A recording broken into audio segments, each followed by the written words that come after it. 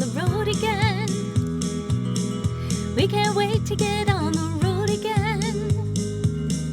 Telling stories to our family and our friends. We can't wait to get on the road again. On the road again. We can't wait to get on the road again. Telling stories to our friends. We can't wait to get on the road again. Welcome to our monthly AAA podcast, Affinity, Allie, and Annette on the road to good storytelling with your host, Allie Spooner and moi. Good morning. I'm Allie Spooner, and I also write with Affinity Rainbow Publications. And I've got over 40 published titles in a variety of genres. And I have an opportunity to meet some new authors. We've got a brand new author with Affinity today, and I'd like to welcome her. And we appreciate the support and invite you to visit our Affinity Rainbow Publications to check out our books. And I'm Annette Mori, also with Affinity Rainbow Publications, and I've been with them for I think it's almost 10 years now. Can't believe that, almost 10 years. Yeah. So thus the old part of this old and new podcast. And the other old part of this is I'm considerably older than Katie here, who's a youngster by other standards. So we're delighted to have Katie here and go on and do this old and new podcast. It's a pleasure to be here as well. As I said before, this month we'll be talking to our brand new to Affinity author, Katie M. Hall, about her debut novel, To Autumn, and we'll discuss new versus old authors. I love the old part. I know. Following our podcast, we'll upload to a newly created YouTube channel and hope you'll consider subscribing so you never miss a future podcast. I have the absolute honor and pleasure of introducing Katie.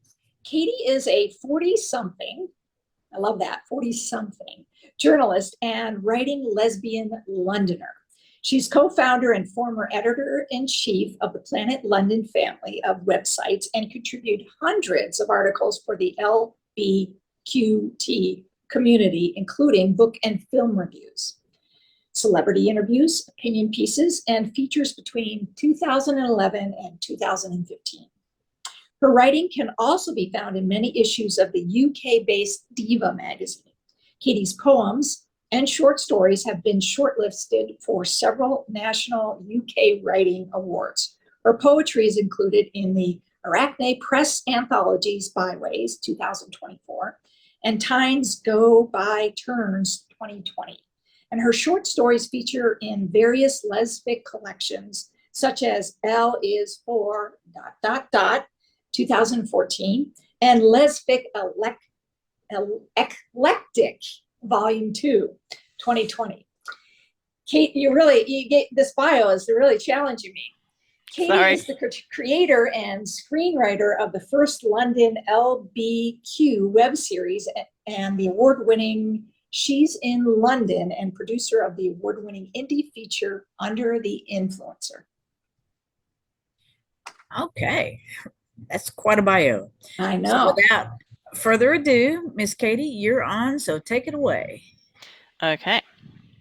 So this is from the middle section of To Autumn, and it's sort of where things take a dramatic turn. And the main character, Robin and Autumn, are sitting on a bench in the evening sky together outside. She's still looking at me, and I feel like I should be doing something more than staring gormlessly back into her eyes.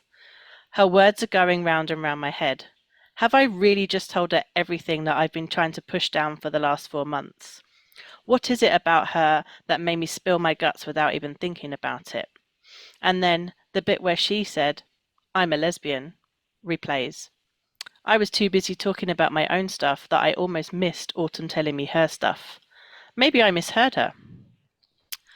After what must be an unusually long silence, neither of us has spoken for several minutes now, I open my mouth.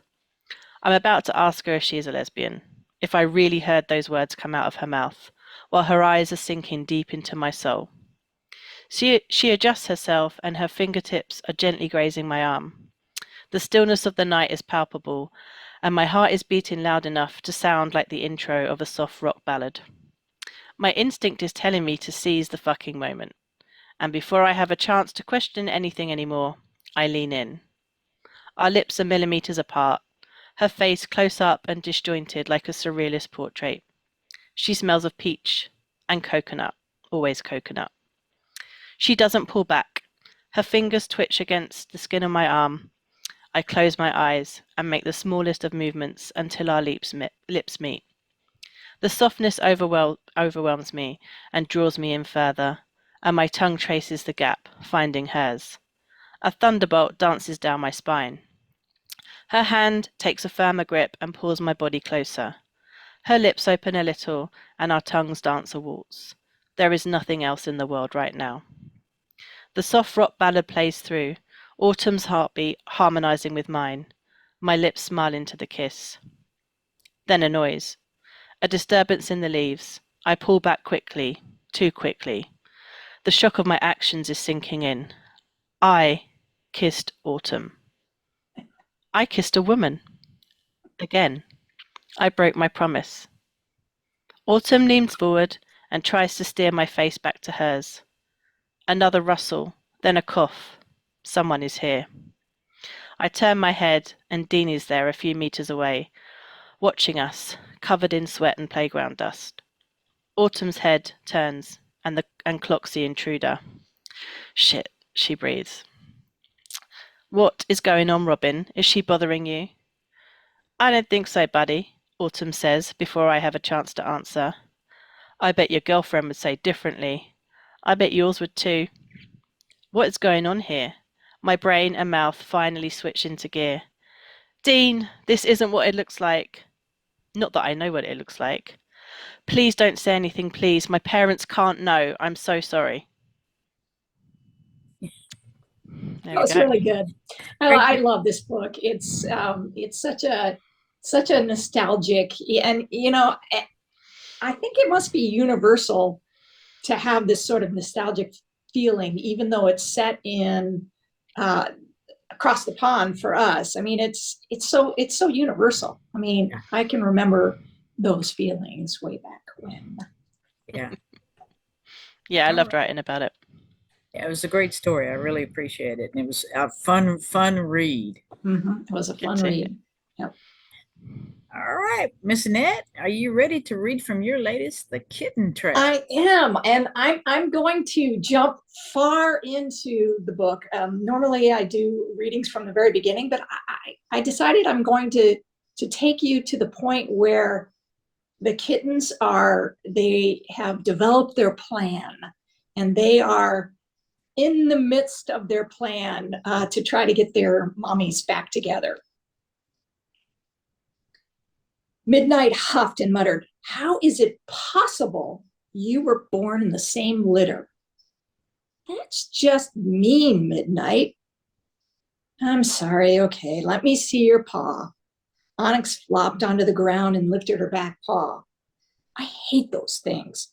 I don't understand why you love following Mac around the farm. Don't you get those stuck in your paw?" "I see it. Let me try to bite it off." Midnight began licking and biting at Onyx's paw in an attempt to remove the sticker. "Ow, ow," Onyx cried out. "Hold still. I'm trying to get it. Quit being a baby." "I've almost got it." Midnight bit one more time, and the sticker embedded into her tongue. Whimpering, she said, "It's on my tongue now." She tried to hack it up like a fur ball, but the sticker wouldn't budge. "Run your tongue along the grass. Maybe it'll dislodge," Onyx suggested. "Midnight," Evan called. "Come on, Midnight. Your mama is really worried." Midnight crouched into the tall grass. She heard Evan shaking a bag of treats. She'd just have to endure the discomfort and try to loosen the goat head sticker after they found a more secure hiding place. Slinking through the grass, she hissed, "Come, let's go. I found a good place to hide by those trees." Midnight, Come on out. It'll be okay, Evan tried again. Midnight heard a distinctive sound that stopped her short in her tracks as they neared the cluster of trees and bushes. Oh no, Midnight exclaimed, her words slightly slurred with irritation to her tongue. What now? Onyx asked. 4 tiny noses peeked out from the den their mother had created. Those are coyote pups. We need to make a run for it. If their mother returns, we're as good as pup food. I don't want to do this anymore, Onyx whined. Can't we go back to the house? It's safe there. Soon. I know another place. Follow me, Midnight directed. Mac didn't know what to think when she pulled up beside Evan's truck and inspected the bed. Sure enough, there were tiny paw prints in the back leading away in the patches of dirt beside the gravel. It was hard to follow the tracks because there were paw prints everywhere. Midnight played outside all the time. Evan approached and offered a small wave. I didn't find Midnight, but I swear I heard her hiss. I'm not sure why, because I thought she had warmed more towards me over the last couple of months. She even started following me around a little bit when you were in the shed. Although you aren't going to like where I heard that sound because it's close to the coyote den you found last month. Shit, Mac exclaimed. I'm not going to shoot the mother with the pups still so helpless, even after her failed attempts to get inside the chicken coop. You want me to put up some cat posts in the field? Evan offered. Just because Midnight hasn't ever wandered that far out doesn't mean she won't in the future. We probably should have done that long ago. Fuck, Max swore. Yeah, Midnight and Onyx are smart enough to climb the post to escape if they run into the mother. I'll help you. No, I got this, Evan answered. You two keep looking. Evan pointed to the large open field with the tree line on the right. Check out that area, but be careful. The last thing you need is a protective mother coming at you. Don't worry about making cheese today. Tiffany and Amanda said they'd put in a few more hours to catch us up. Evan walked to the tool shed where they kept their fencing supplies. Do you think Onyx did this because we separated them? This is all my fault, Carmen lamented. I should have left her here with Midnight. You have no way of knowing she'd sneak into Evan's truck, Max soothed. At least she didn't try to make it to the farm on her own. I'm kind of impressed by their ingenuity. If we don't find them today, can I stay with you tonight? Maybe they'll come back if they hear us calling them both. Of course, Mac answered, then chuckled. I just got this insane idea that they're doing this just to get us living together again.